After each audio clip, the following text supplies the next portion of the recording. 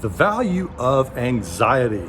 I was just working out this morning, listening to the Tim Ferriss podcast, and something really came up that was interesting in his interview with Dan Harris. They were talking about the Yerkes-Dodson Law, these were two Harvard scientists from the early 1900s, and they came up with this law that describes essentially the value of anxiety. And so what they showed was anxiety and performance function on a bell curve. And so on the lower end of the bell curve on one side, if there's not a lot of anxiety, there's not as much high performance because you're not necessarily prone to motivation. And on the other side, when there's a lot of anxiety, it can make you feel paralyzed and thus not taking action at all either, or not performing optimally. But in the middle of the bell curve, where it kind of comes up, is the optimum level of anxiety, because in that optimum area, we are more prone to taking action.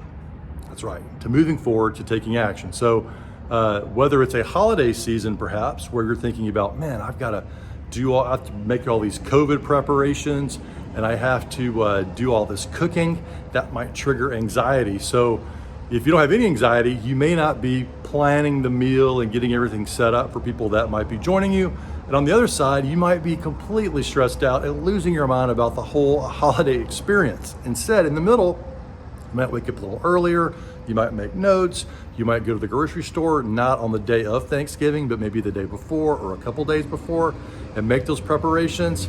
So that is a great example of the optimum level of anxiety. So the question that came up in this interview with Dan Harris, who's got an interesting book, by the way, is how do you tell the difference? How do you know if your anxiety is giving the value to you? How do you know if it's beneficial? Because just eliminating all anxiety may not be very helpful. And if that's your lifelong mission, to reduce it or to eliminate it, then maybe it's not the right goal. Perhaps it's about finding just the right amount of anxiety in your life that we've evolutionarily benefited from.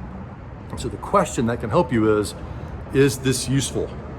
So in other words, is the anxiety you're experiencing perhaps now before a holiday or during a holiday, or if you're watching this months and months later after the holiday, is your anxiety helping you?